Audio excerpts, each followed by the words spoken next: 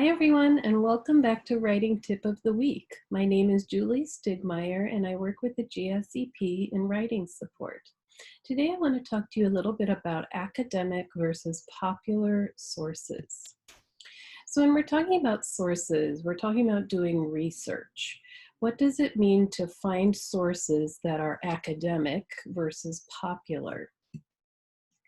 And in this consideration, we can ask what is important to consider about sources when doing academic research. What I mean by source is it refers to any kind of quotation or paraphrase from a study, article, book, or any other resource other than you. In a future writing tip, I'm going to talk about the difference between common knowledge and what is required for citation. But today I just want to focus on kind of the bigger issue of using academic versus popular sources. So some considerations that students have shared with me when I've presented this in class are things like the dates. What recent dates must you consider? So a lot of professors require that you only look at sources that are within 10 years old, that kind of thing. You also want to look at the author. Who is the author? And what credibility does that author have? And you'll also want to look at the journal itself. So I want to talk a little bit about the difference between popular and academic sources. Popular sources are intended for a general audience. They are written at a popular level and are easily accessible through basic internet searches. When I presented this in a class recently, someone said, it's kind of the difference between Dr. Phil and a peer-reviewed article. And I thought that was a great comparison. So a popular source, think Dr. Phil, very accessible information, very general, easily accessible. So I looked online and I found on Psychology Today that they actually have blog posts from a number of columnists. And one of them includes this Dr. David Retu, and nothing against Dr. Retu, but this is a popular source. And you'll notice here a few different things that tells us it's popular. First is we don't really know much about this person except that he is an MD and that he's written this post on telehealth, telemental health. You can see kind of the general or broad approach he has to this topic. And that can be helpful when you're starting your research to just get an idea of what the research is saying.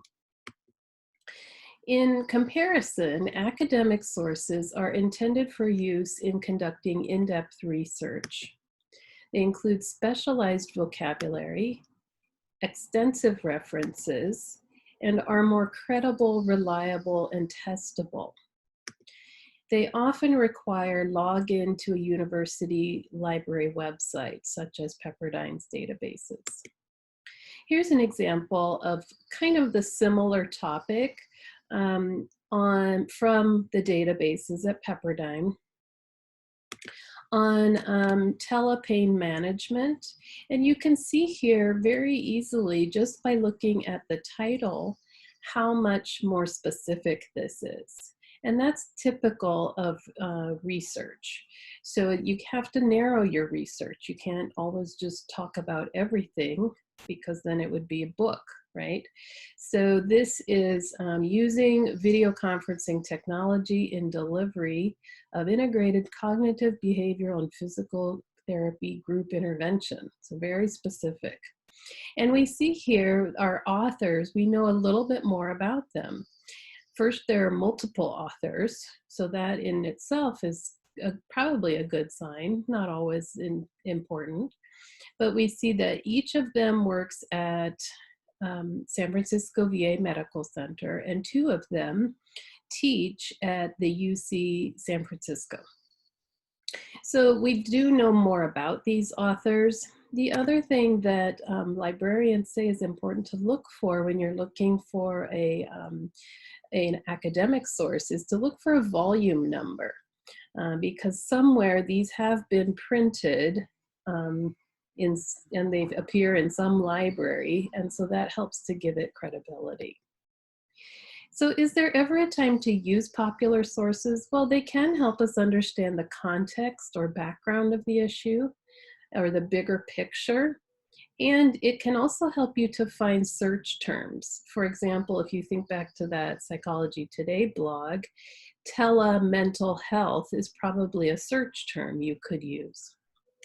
Well, that's all for this week's writing tip. I hope that helps to explain the differences and encourage you to use academic sources as you are doing your research. Thanks for joining me and happy writing.